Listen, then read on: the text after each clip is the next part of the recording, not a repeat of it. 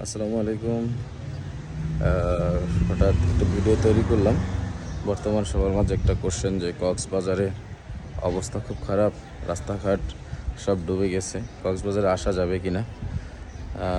আপনারা জানেন যে বৈরী আবহাওয়া চলতেছে সারা বাংলাদেশে।